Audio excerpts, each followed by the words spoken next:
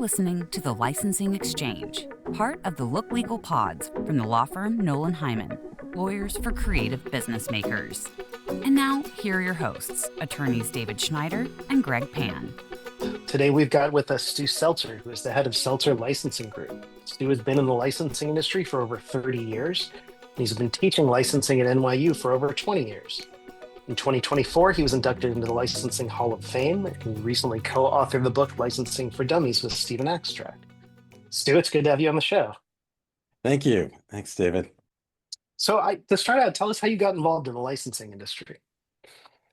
How I got involved. Okay, let me go way back to 1991. I was actually in business school and graduating school and looking for a job, and they came, they had interviews on campus, and I had gotten a few offers, got an offer at big Colgate, company, and then an interesting opportunity came to campus to interview at Yves Saint Laurent, the fashion house.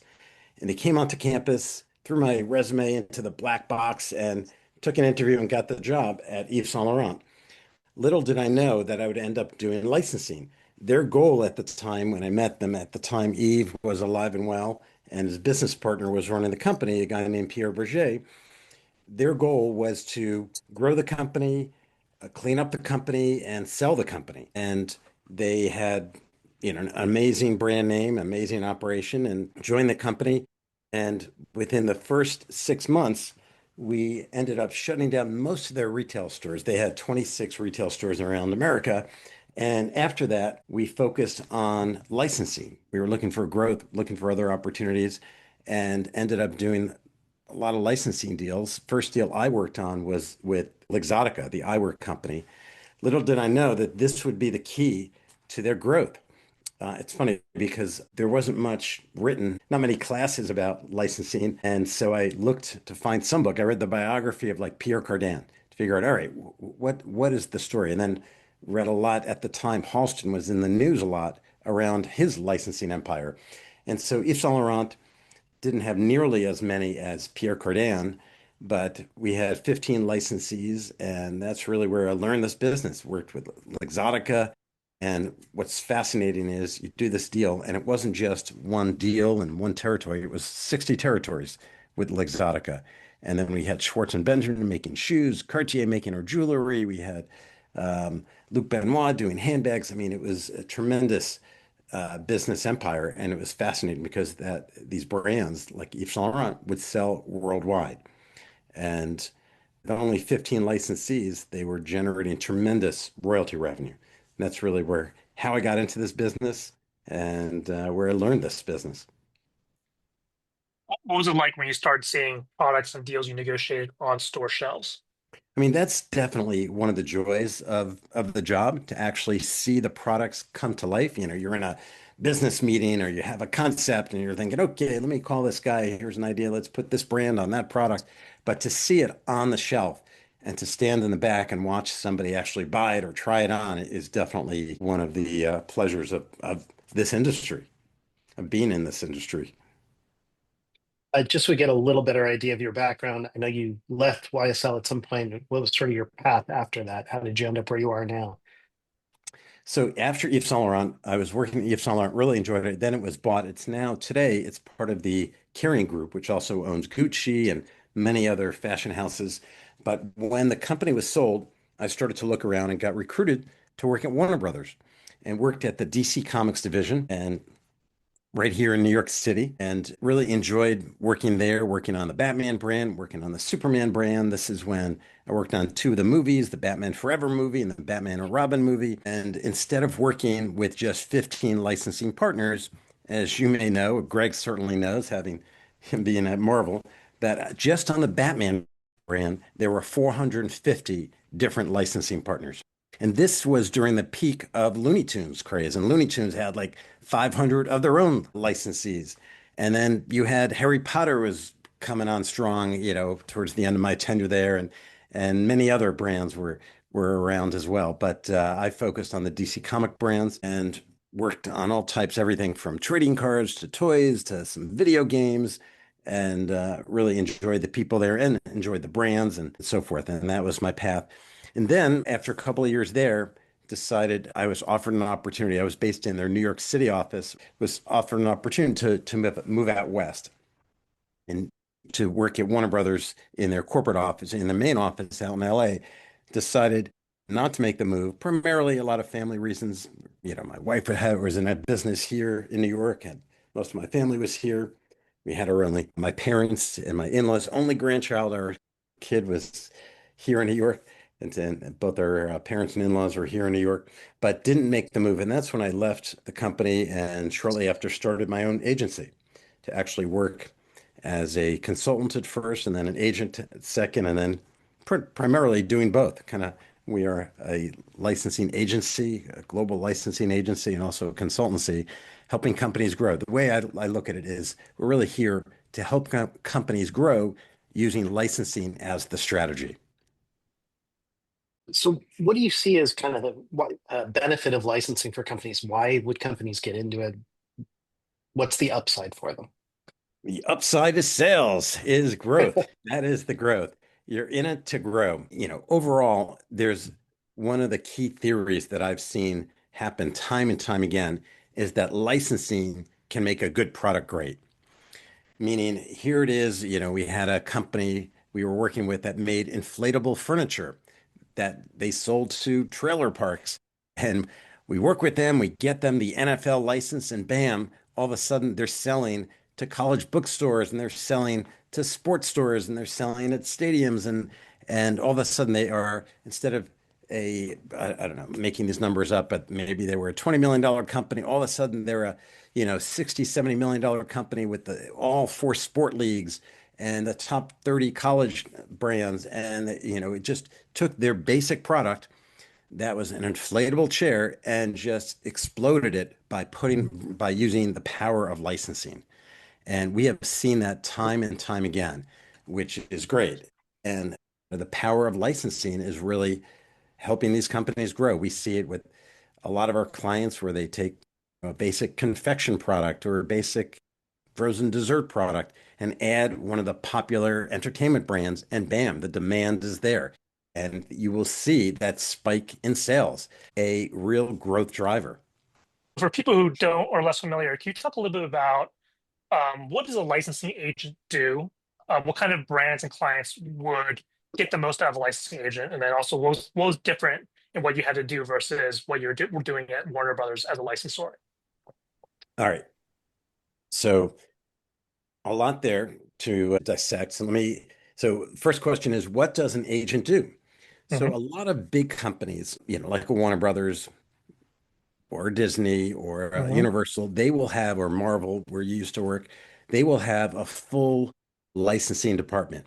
I'm talking about, upwards of 80 to 100 people. They would have the lawyers, they will have the creative department, they will have the sales team, they will have the approvals team, they'll have the finance team, because all these functions are really important for your brand. But there are so many other brands that need all of those services, but their brands really don't warrant having a full department. I mean, when you think of Disney, and I believe they have over 3,000 licensing partners, and Warner Brothers, when I was there, had well over 1,500 licensing partners. They probably have over 3,000 licensing partners today. But when you talk about some of the smaller brands, we work today with the American Red Cross is a client, or the National Parks, or Scott's Miracle-Gro. These are awesome brands, leaders in their respective categories and industries. Scott's Miracle-Gro is the number one lawn and garden brand. But these brands are, they have about 18 licensing partners. That doesn't warrant a full licensing department with, legal support and creative support and financial support and on and on. So that is where companies will turn to a licensing agency to really help with all those functions because we are living and breathing licensing every day. That's all we do. So when we work with our clients, whether it's Scott's, whether it's doing work with Blue Diamond or some of the Unilever brands or Kellanova or UPS, we love it all, but we are just focused in that field of licensing. And we have the full service. We have the sales teams and we have the finance team and we have the approvals expert and facilitators and all the right systems. So we're able to really add a lot of value and really efficiently and effectively drive revenue growth through licensing by outsourcing this function to our agency. Yep, that's a good point. So, like Unilever, you and I have worked deals together with them. They're a massive company. We're buying their products every single day, Yep. but people would be surprised they don't have a licensing department. That's not what their core competency is. So, when they work with you, with a brand like Popsicle, you can find partnerships, you can find retail partners, licensees, as well as come up with the campaigns to and the design and aesthetics to kind of handle that side of the licensing business for them. Yeah, I mean, our function really is focused on making sure that they are working with the best in class partners and Right. really being the conduit to say, okay, this is what's going on in the licensing industry today. These are the hottest properties you want to keep working with, and also help facilitate. They have control over the whole process.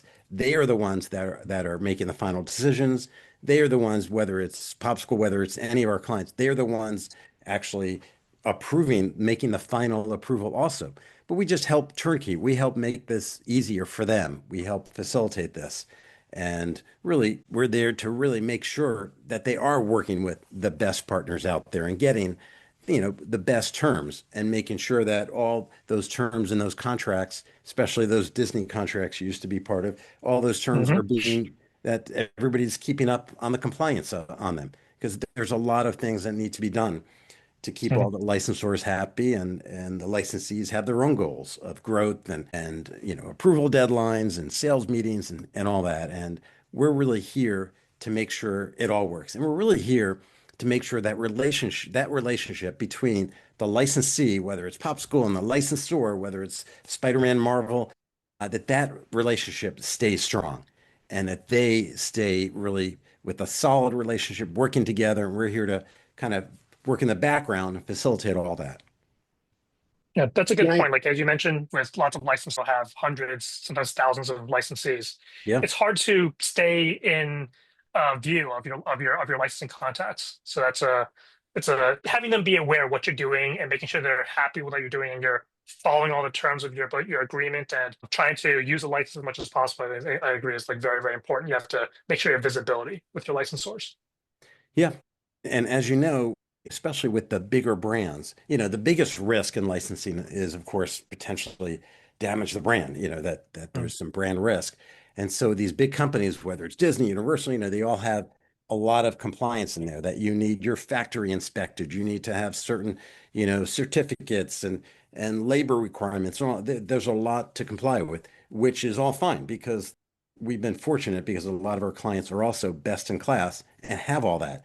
But we have to make sure that all those requirements and all those certificates that are needed are sent and are, royalty reports are sent on time and in the format and uploaded in the right system and all that. And so by working with the clients, we can actually turnkey all of that because we have experts who work on all those items. you talked about relationships and compliance. I think there's sometimes a perception among licensees that really what matters is the money and what you're willing to pay for a license. But do you think that there are other factors that are equally or maybe more important than the money that a licensee is willing to pay? One way to answer, one of the hot areas today are these fashion collaborations. And so, that is a real big deal, meaning that, there's a deal that we had done years ago with Kate Spade and where we did a collab between that brand, Kate Spade, and our client with Klondike. And it was an amazing product. They made 5,000 units of a beautiful looking handbag with the Klondike on it in the silver to match the foil of Klondike and a lot of fun. Now, when we were looking at different opportunities, and that's one that doesn't really follow that pattern because it's not like, all right, is Kate Spade going to give us the biggest royalty or the biggest guarantee or some of the deal points you typically look at. Today, one of the key deal points when you're measuring things is, all right, what kind of brand impressions? How will this really reflect on my brand? Will it have a real halo effect on my brand? And some of these fashion collabs do that. And that is more important than the basic dollars of a deal these days. I'm curious with something like Klondike and Kate Spade. It's not something that naturally seems like a fit to me, but obviously it did really well. Do you have situations like that? One, did you see that as from the beginning? Did you recognize that that was something that would be a big hit? And do you have others? Have you had situations where there's maybe a product where you didn't think it was a good fit and ended up doing well? That's a really good question. And it's funny because I always ask that question when I have guests come to my NYU class, because I love to hear the answers of, all right, what was it that really exceeded all your expectations? We have done some work with, most recently, I'll talk about a deal with Popsicle and C4 energy drink. C4 energy drink is, one of the top energy drinks out there, and they added the C4, they added the Popsicle flavoring, and it blew up. I mean, tremendous sales and tremendous demand, and it's been a lot of fun, and so much demand that the licensee said, "Oh, we're going to keep this going. We're going to actually even do some TV ads to support this with some celebrities in the TV ad." So that kind of stuff is a lot of fun when that really clicks and takes off. On the flip side, we have seen over the years different products. This goes back to that first saying, that first quote where I said, "Hey, licensing can make a good product great." However, the second part is that licensing cannot make a bad product good. So we have seen people try, and I'll share one story that almost happened, didn't happen. I remember there was a company that we were working with, electronics company, they had this little bug zapper, and they said, "Oh, it's like the size of the old beeper, and you're gonna wear it while you're fishing, and it'll emit some high pitched type of sound that will keep all the mosquitoes away." And that product's actually still on the market. Anyway, so I'm like, this pretty well-known electronic company had this in their roster, and they said, "Oh yeah, along with all these other things, give me a license for this product." So we did. We reached out to Field and Stream and met with the publishers and the editors, and they're like, "Oh, great, we love the product, and we're all going on our company fishing trip. We're gonna, give me a dozen." So they took a dozen. They came back and they said, "No deal. These products do not work, and the efficacy is not there." And we all got bitten up, and we tried this every type, and spray is what we'll stick with. But that is just one type of example of how licensing cannot make a bad product good. Are there situations you can think of where you have seen a product on the market that you were amazed that the collaboration worked and was a really unique or interesting twist on a brand? Lately, there have been a lot of wacky ones out there. I love what Crocs has done with some of their Hmm. footwear collabs, whether it's the creative one they did with Shrek or with KFC. Think that they want Post Malone. That one was kind of Oh out of yeah, left field, but that one was, you know, hitting a certain generation. Oreo has been really creative lately with Hmm. theirs. We've been working with Dove, and they did a collab with Crumbl cookies this past Hmm. December as a Walmart exclusive, and there's been a lot written about that in the mainstream press. And Wall Street Journal wrote an article about it, and it was definitely different and a tremendous success. It definitely exceeded everybody's expectations, which things like that are a lot of fun when that works. And it's just different. And the best part, and they made this public, they've written about this in the newspapers now, is that now I have to remember the exact numbers, but something like 30% of the Dove buyers were new to Dove. They were these young people who were loving, Crumbl, and they just got inspired by this collab, and they said, "Oh, well, let me go try Dove. I usually use a different brand. Hmm. I'm going to try this one." And the same thing happened for Crumbl. Crumbl had a whole new slew of people say, "You know what? I'm a big loyal Dove user, and if they're doing something with Crumbl, I've always heard of that. I got to go try that myself." And so they had a nice bump as well. And it's really an amazing what Crumbl has done. Their model for cookies. We didn't put a soap brand on a cookie, but their model is doing collabs all the time. I mean, it's fascinating what they're doing. They even did a Kardashian branded line of cookies. So every week or so, they're launching another collab with cookies. But Oreo, of course, has done, and we've done some work with Oreo on some of our brands, whether our clients' brands, whether it's the Creamsicle Oreo, that Creamsicle is a Unilever brand, Unilever ice cream brand that did well, or the Good Humor Strawberry Shortcake collab with Oreo Cookie that did well. But Oreo has certainly been very creative with their Post Malone, with their Lady Gaga, with all their Star Wars, and they keep going. And now their newest one launched is the Reese's, which is a lot of fun because it's a double. There's a Reese's Oreo, and there's also an Oreo Reese's launched at It's the same interesting. I time. haven't seen that. Yeah. I know you do a lot of work with food and beverage companies. Thinking of Oreo, I was reading about a collaboration they did with Coca-Cola where you had an Oreo flavored Coca-Cola. It seems to me like just in the last couple of years, there have been a lot more of those types of food and beverage collaborations. And I'm wondering if you see that as a trend, and if so, what's driving it? Yeah, definitely a trend. And what's driving are all the Instagram influencers who are having more and more influence, and people just want to see and try something different. And they buy into this. Now, it's funny because it looks like they're huge sellers, and sometimes they aren't. Even all the Oreo cookies, those are primarily a 4 week drop, and they're in the store and then they're not. But some of these real wacky ones look great, get a lot of press, which primarily is their goal, but then they don't really deliver the big sales lift on the main product side that you're thinking of. And I'm thinking of something like a Van Leeuwen ice cream with Kraft mac and cheese that got a lot of buzz, but when I spoke to a couple of people in the industry who said, you know what, the actual sales of that were not very strong. There wasn't any repeat purchase and so forth, but it accomplished perhaps their goal, which we're seeing more and more. A lot of these companies' goals is to create a buzz and create those brand impressions. And that's what licensing can do. We've always known licensing to be a great revenue driver. This royalty revenue is fantastic, and or if you're a license, can give you a nice boost on the sales side. But another added value that people are really appreciating and really taking advantage of is the enhanced brand impressions. Right. And in many situations, that could be a co-promotion where one of the parties is paying to do that collaboration, and they have to pay for marketing and ads and for the rights to do that. In your case, it's licensing. There's royalties to be made by one of the parties.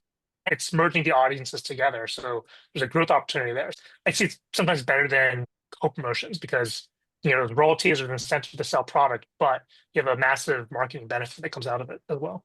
Yeah, for sure. So switching gears a little bit, you've obviously been teaching licensing for quite a while. I don't think that's a common part of any college's curriculum.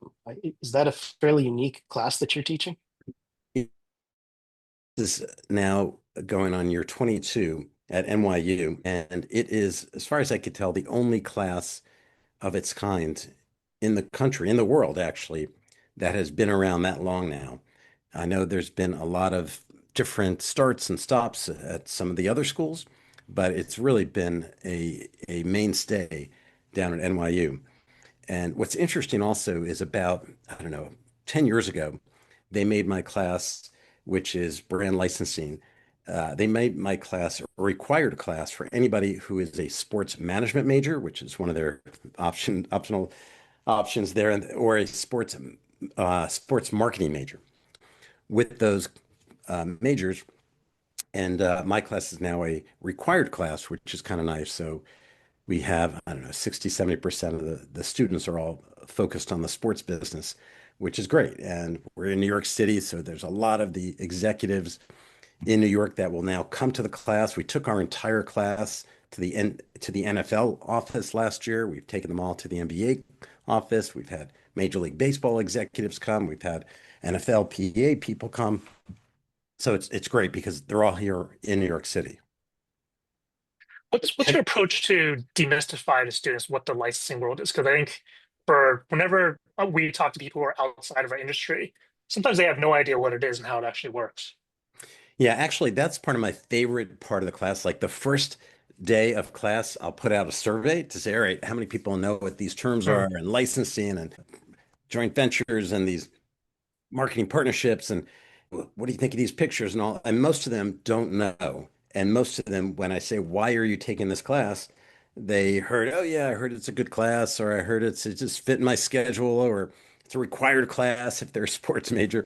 But at the end, That's the most satisfying reading part of the reading the feedback where they're like, oh, this was one of my favorite classes ever at NYU, favorite class of the year. I love hearing all that. And then some of the students decide that they're going to focus their career on licensing. So there's a number of people in the industry now. And that's another fun part to be at the licensing expo and have somebody come by, hey, professor, how are you? So that's always fun. But as far as how to demystify it, the way I base my class, it's 15 weeks long. We do a 3-hour seminar at night since I'm working by day. So we're teaching 6 to 9. And the first 7 classes are really theory based, where we're talking about the theory of licensing, and licensing is a marketing function. And we have one class just about the finances. And then we have another class just about the retail landscape. Then Mhm. another class just about the law landscape. And Greg, I think you came in once to talk about some of the contracts and Mhm. trademarks and trademark laws and filing trademarks and protecting trademarks.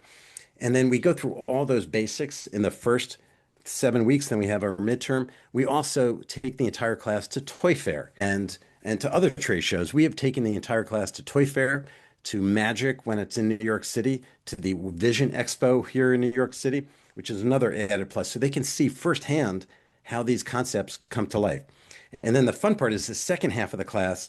Primarily, we have guest speakers. We build our class around guest speakers. We'll have a class about the NFL, and we'll go visit the NFL and have an executive from the NFL talk. We'll build a class around Nickelodeon and go visit the Nickelodeon offices, and Pam Kaufman will give a talk to them. We'll have a class based around the where else have we gone? We've gone to Madison Square Garden, and Gail Stern had us sit in the skybox because it was empty, and we sat in the skybox to hear a lecture on how licensing works in the Madison Square Garden with the New York Knicks and the Rangers, and during the Linsanity days, and we take a walk and visit all the gift shops and see how that works. So it's really fun, and so they get a real hands-on experience and see how what they learned for the first half of the classes is put into practice. And they're able to meet these professionals, ask them smart questions, and start even developing a relationship with them. I love it. Like we had Dan Romanelli come to class a couple of times. And what's fascinating, and he is a legend in the industry, having run Warner Brothers. And he told me that, oh, yeah, I have 3 students I've been keeping in touch with, that they have emailed him questions and they set up times to talk, which is great, which I love. It's like these guest speakers are not only guest speakers, some of them get turned into mentors for these students. An amazing opportunity for those students. Like, not only are you extremely well connected in the industry, but they're in New York City, where a lot of these brands, their home offices, the Oh, kind yeah. of main players in the licensing space, they're here. Tons of people would love to have the opportunity to talk to Pan Kaufman about licensing and Paramount, but your students get to do that through you. Yeah, no, it's great. And you know, it's one of the advantages, I guess, of going to school in New York City. Switching to conventions, you're quite a popular guy at lots of shows and conventions in the licensing world. So I have 2 questions on this. One is, what's your overall plan going into like licensure? What are you trying to accomplish? And second question is, are there any shows that you think are underrated that you think more people should be attending? So I'll start with the licensing show because that Mhm. is the juggernaut. That is an awesome show. And one thing for those who are listening who don't know is that we have been going to shows forever, but our company goes to maybe, I think last year we went to 18 trade shows, which is crazy. It sounds like a Mhm. lot, and it is a lot. But what we've been doing when we go to these trade shows now is that we do them many times with our clients in mind, and our clients want to know, hey, what happened at that trade show? And how did the meetings go and what's the trend at this trade show? So instead of just doing a PowerPoint or writing a Word document, we started putting together a 2-minute video, recap video of what we see at the show. And we will look at trends, we'll look at kind of wacky products that we see, and we'll see also highlight a lot of the licensed products that we see at these shows. And we started doing that a couple of years ago, and we've gotten some nice traction. And we have, if you go to our YouTube website, our YouTube channel, which is just at Seltzer Licensing, you'll see we have about 40 of these videos up there now. And so you can go and see what's going on at Toy Fair, or one of the more recent ones was a Fancy Food Show in New York, or Mhm. Expo West out in Anaheim, or CES. And in just 2 minutes, you can get a sense, oh, I could feel like I was there. So, of course, the licensing expo is the biggest because that's the only one we exhibit at. And that's also one that I've been speaking at for many, many years, for over 20 years. And it's been, a great honor to be able to speak there. And I do a seminar on the basics, but we have a lot of our clients out there. There's also so many fun activities. We have, Licensed Lima or Licensing International has a bunch of fun events. There's a fun run that we help organize that gets a big attraction. There's a lot of our clients are there, so we're having big client dinners. And so we capture that all and put that in our little recap video. But that show is fantastic, especially if you are a licensee, because all the brands exhibiting are licensors. So you can walk around and shop and see what's happening and meet everybody. And if you were dying to get a deal with, a big company, well, you can go to that show and most likely meet somebody from that company and make your pitch. So that's a great added value. For us, we are actually finding a lot of opportunities at other trade shows. The hardware show is something we've gone to every year for the past 10 years. Mm. And we find they are really efficient ways for us to do our business, meaning that if we're working, for example, for Scott's Miracle Grow, and we want to find licensees, well, all those licensees are exhibiting at the hardware show. So we will then go to the hardware show and spend the full 3 days there and meet with 50 companies. And today we're lucky we have, about 18 licensees. Those licensees are there exhibiting and so forth. But to answer your question now, that's the background is, are there Yeah. any trade shows that are underrated? So I would say, I don't know if you would consider this underrated, but my favorite food show right now is Expo West, which is a show that Mm. happens in Anaheim, and it is unbelievable. It is, in my opinion, the best food show in the country.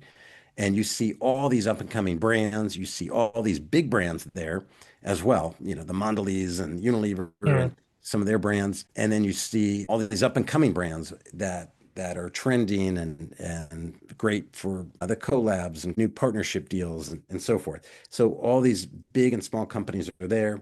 It's a fun show. They also do like early morning yoga at 6:30 outside with a celebrity yoga teacher. So they make it a lot of fun as well. Not in the fun like, oh, let's stay out late drinking.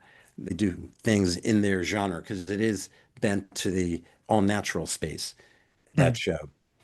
And so that's one of my favorites. And I've actually even spoken there. We had a really nice seminar on licensing in the food business that we did out there. We had executives from Newman's Own, which is out there, was on the panel along with Paramount and somebody from Unilever and so forth.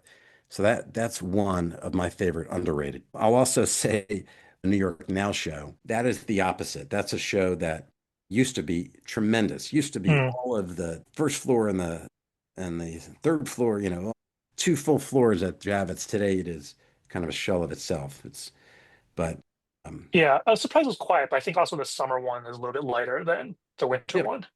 Yeah, whenever I work with with clients that are kind of new in the licensing space and they catch a licensing bug, I always say go to a convention, whether it's licensing show or an industry specific one, because I mean, one, thankfully, the world's gotten a lot more digitized, but I still think conventions are, like you said, one of the best places to learn about the industry, learn who the big players are, see what's up and coming and trends, and it's a place where you can go and just really meet every single company that's there. You have an opportunity to set a meeting, go to the booth, and try to talk to someone, which is Yeah, I, something you I can't always agree. do from a desk. Yeah, because at the end of the day, our industry is still very much a relationship business. And Yep. yes, you can meet these people on Zoom and so forth. But if you're trusting your brand with another company, I think you want to see them in person, look at them eye to eye, maybe have a coffee with them or have a sit down with them, or eventually go to visit their office. But to do that first meeting in person, we find that to be a great way to start, to do that first meeting in person at a trade show. So have you started to see AI have an impact on your business or the way your clients handle licensing? Nothing significant yet. And AI is affecting everybody's business and making it maybe more efficient on some of the administrative functions. But we haven't seen that in a major way yet. But we expect we will. But we're using it. but more on the back end. One other point I'll make, there's like three main points for the book also, is that when, we talked about kind of why licensing, what are the three best things? What are the three principles of licensing is the way I like to call it. Number one, which I talked about, is that licensing can make a good product great. Number two is that licensing can provide a sustainable competitive advantage to your company. And we all know, or for me, whenever in school, the best business school book at the time was this book on competitive advantage, basically saying that if you're in business, you need to differentiate your product. Your product has to have some kind of differentiation. You have to stand apart from your competitors. And the goal of all marketing is to come up with that differentiation and hang on to it. And I'm here to say that licensing can be the competitive advantage, can be your differentiation, and can be, if you get the exclusive rights, can be your sustainable competitive advantage. And we have seen that work for companies, whether it's ice cream getting the exclusive rights to Reese's, or we have seen that whether it's this inflatable chair company gets the exclusive rights to the NFL, or so many other examples that really can drive sustainable growth. And that's another key term. And then the third key point that I always like to talk about is that there are risks with licensing, and everybody needs to know it's not a simple thing. You need to mitigate your risk. If you're the brand owner, you have that potential brand risk. You have the potential that if you work with a partner, that partner might damage your company if they do something wrong and the product gets recalled or hurts somebody. And if you're a licensee, there are risks. You have to have a potentially substantial financial risk to invest in the product development and the minimum guarantees and to make the product and sell the product and take that product to the trade shows and all that. So there's real risks. Along with that, doing nothing is also a risk. If you're sitting there saying, oh, you know what, I'm a t-shirt company and it's too expensive for me to get a license, I'm not going to do it, I'm going to sit on the sidelines. Well, that's actually a risk as well. Doing nothing is also a risk in this industry. I'm sure this is all covered in the book in more detail. Yes, it is. Of course. Don't forget, the book is available now at Amazon. Yes, Brand Licensing for Dummies, right? So what prompted you to write that book, and who's it for? So the way I see it is that this is a chance to take our big secret of licensing, this great business model, and to take it to the masses, to make it more accessible, to take it to a wider audience. The way it came about, and I have to give a lot of credit to Stephen Extract, who is the co-author here, and he put this original deal together, and he shared a funny story. He's like, well, I'm a journalist. I haven't really done many licensing deals. So we're going to write a book on licensing content. And so and I'm very honored that he turned to me. He had reached out. And so I started to record all my classes at NYU. I had about 2 years of my classes from my classes and transcribe them thinking, oh, I'd like to write a book one day. So a lot of the content is from my NYU class where I talk about various case studies and various theories and so forth. And so that's how some of the chapters are broken down and so forth. But it was really great collaborating with him on this book. And, it's our hope really to expand the idea of licensing, expand our industry. I've been teaching now at NYU for 22 years. I've also been helping and have taught a couple of times at Lehigh University, their MBA business school program.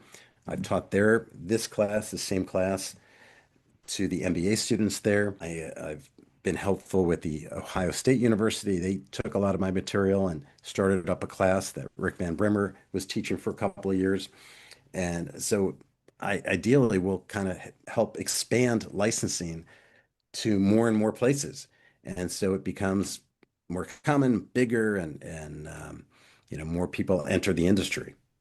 And then more people will need agents like us. They'll need lawyers like you guys, and we'll all live happily ever after. So in this space, I mean, there's always opportunity. I think we both agree. Are there brands or categories or industries you feel that are untapped for opportunity that should be embracing licensing more? It's a good question. The answer is, I think so. and we're always pitching various companies and in many industries. Now, Mm. fashion, I think, certain industries, whether it's sports, fashion, entertainment, they understand licensing and Mm. they know it's an important part of their revenue model. It's an important part of their business. They've seen time and time again how this works, how this revenue model works, and especially with all the public companies, whether it's Ralph Lauren or Calvin Klein, and that have been public over the years and disclose a lot of how these licensing deals work. Entertainment also, I make my students read the Disney annual report, and there's not a lot Mm. written about licensing, but they do break it out. There are numbers in there. Also in sports, like the Green Bay Packers are a public entity, and I make my students read that annual report because they break it out, how much revenue they're generating from their licensing activities, from their brand licensing and merchandising activities. So all of those are known. The big space that we have really focused on for the past 25 years, actually, our company is now 26 years old, has been in what we call a corporate space. And that's food brands are in there too. And so our clients today have UPS and Zippo and Rust-Oleum and Scotts Miracle-Gro. We love that. And that's, in Mm. our opinion, we think those brands are still untapped, not those particular brands, but this corporate space because it's still not as well known as the fashion industry brands and entertainment industry brands and so forth. Right, but they're certainly recognizable for a mass audience. And Oh that's yeah, really what it comes down to absolutely. licensing, it's recognition. Yeah. No, absolutely. And that's the key that, people might not think, oh, is UPS, everybody knows UPS. Did you know that you can actually license that brand and it's a popular selling ride-on toy by Radio Flyer or, or a toy truck by Brooder or and so forth. So there's a lot of licensing going on there. They've been using us as an agency and we love working with corporate brands like that, or even charity brands. Like we're working with the Red Cross and they have 15 brand licensing partners as well also. We've done deals in everything from, of course, first aid kits and hand sanitizer, but also things such as a smoke detector or a water filtration bottle, or recently like a dog life jacket, all branded, fully branded as the American Red Cross. Or we're currently working with the National Park Foundation and doing all types of apparel and blankets and different collab partners for them. A lot of people will be celebrating America's 250th anniversary, and the national parks is a great brand to celebrate and to activate with for that event next July 4th.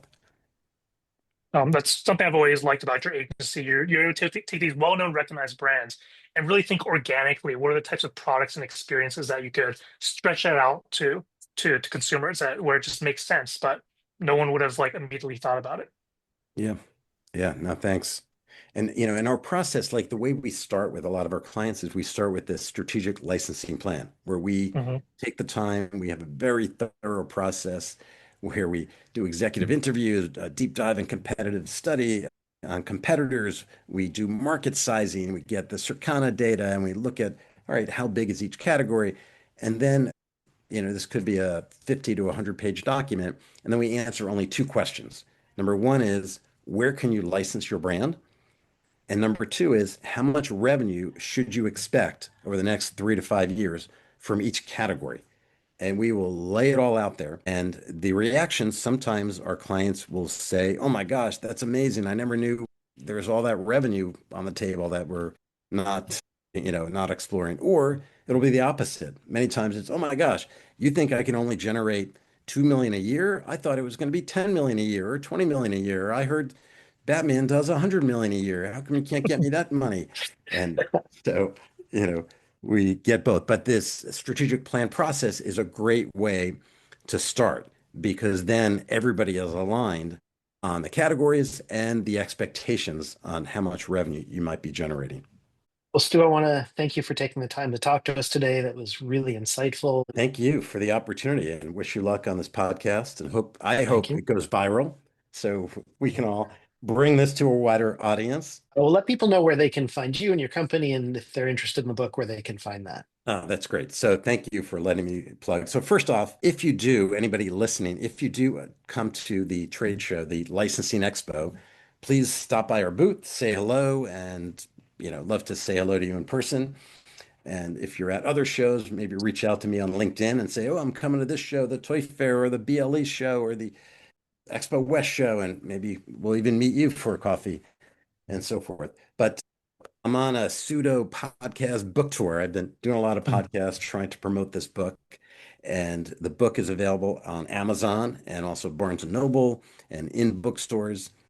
And we really are really appreciative and grateful to the people at Wiley, this one of the largest publishing houses, to give us the opportunity to write this book and to market this book. They're doing an audio version, so stay tuned. I think they're launching that one very soon, the audio version. Are they getting you to read it, or did they get an actor? They did ask, or they didn't ask. I think, yeah, it's a funny story. I think Stephen wanted to, but I know that's not an easy job. There are real experts that do the audiobook reading, and I'm not one of them. And I'm based in New York City. We have a presence out in LA as well. And so if you're in New York City or looking for an agent or a consultant, give me a ring. We'll meet you, come to our office, and look forward to meeting you and hearing more of the stories of licensing growth. All right. Thank you very much. Thanks for listening to the Licensing Exchange. If you enjoyed the show, please share with others and kindly rate and review us on your favorite podcast platform. For more information on how we can help with your own legal needs, check out our services at nolanhyman.com. That's NOLANHEIMANN.com.